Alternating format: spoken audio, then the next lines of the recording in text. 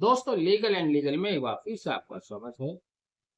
गाजियाबाद जिले के एक मामले में सुप्रीम कोर्ट ने उत्तर प्रदेश सरकार को फटकार लगाते हुए कहा है कि उत्तर प्रदेश की जेलों में ना जाने कितने ऐसे व्यक्ति बंद हैं जो तकनीकी खामियों की वजह से जमानत हो जाने के बाद भी जेल से बाहर नहीं आ पा रहे हैं। बता दें कि उत्तर प्रदेश की जेलों में 90,000 कैदी बंद हैं, जिस पर सुप्रीम कोर्ट का कहना था कि तो ईश्वर ही जानता है कितने लोग इस तरह के जेलों में बंद हैं जिनकी जमानतें हो चुकी हैं, लेकिन उसके बावजूद भी वह जेल से बाहर नहीं आ पा रहे। यह टिप्पणी सुप्रीम कोर्ट ने आफ्ता बनाम उत्तर प्रदेश सरकार में दायर एक याचिका में की है। मिसलेनियस एप्लीकेशन नंबर 1086/2025, जिसमें याचिकाकर्ता ने कहा था कि उसकी जमानत हुए 28 दिन हो गए हैं, लेकिन इसके बावजूद भी वह जेल से बाहर नहीं आ पा रहा। क्यों नहीं बाहर आ पा रहा है, सुनिएगा, बड़ा इंटरेस्टिंग है। दरअसल याचिकाकर्ता Uttar Pradesh prohibition of unlawful conversion of religion act 2021 में जेल में गया था। उसके विरुद्ध धारा 3 और धारा 5(1) के तहत एफआईआर दर्ज हुई थी। धारा 5 सब क्लॉज 1 में धारा 3 में किए गए अपराध की सजा का प्रावधान है। याचिकाकर्ता की जमानत गाजियाबाद न्यायालय से स्वीकार हो चुकी थी, लेकिन जब बेल बॉन्ड उसका जेल पर जाता है तो उसमें क्लरिकल मिस्टेक की वजह से धारा 3 और धारा 5 के साथ सब क्लॉज 1 लिखने से छूट जाता है। यानी कि धारा 3 लिखा गया, धारा 5 लिखा गया, लेकिन धारा 5 के साथ जो सब क्लॉज 1 था वो लिखने से छूट जाता है, और इसकी सजा उसको इतनी बड़ी मिलती है कि 28 दिन तक उसके बेल बॉन्ड कचहरी में, न्यायालय में चक्कर काटते रहते हैं और उसको जेल से रिहाई नहीं मिलती।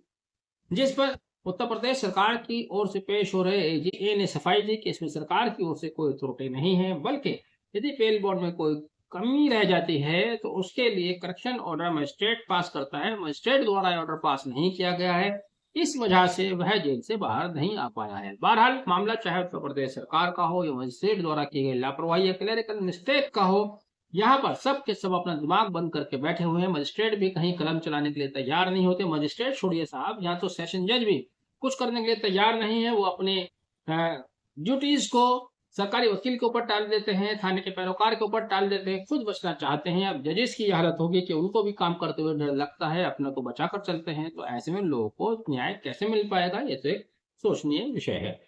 इसी वजह से सुप्रीम कोर्ट ने नाराज होते हुए न सिर्फ उत्तर प्रदेश सरकार को फटकार लगाई, बल्कि उत्तर प्रदेश सरकार को आदेश दिया कि वे पेटिशन को 5 लाख रुपए जुर्माना भी अदा करे, इंटरिम कंपनसेशन भी दे। ये भी बात इंटरेस्टिंग है। Uttar Pradesh prohibition of unlawful conversion of religion act 2021 प्रावधान यह करती है कि जिसके विरुद्ध एफआईआर दर्ज होगी वो हर्जाना देगा, लेकिन ये पहला मामला ही ऐसा आया कि जहां अभी उसको ही 5 लाख रुपए सुप्रीम कोर्ट द्वारा इंटरिम कंपनसेशन देने का आदेश दिया गया है।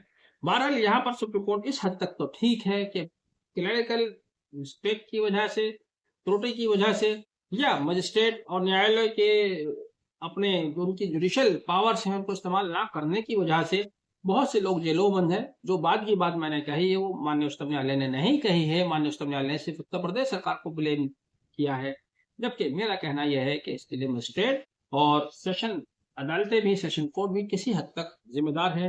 वो अपनी किसी डिस्क्रिशनरी पावर का ऐसी दशा में इस्तेमाल नहीं करना चाहती जहां माइनर त्रुटि को सुधारा जा सके।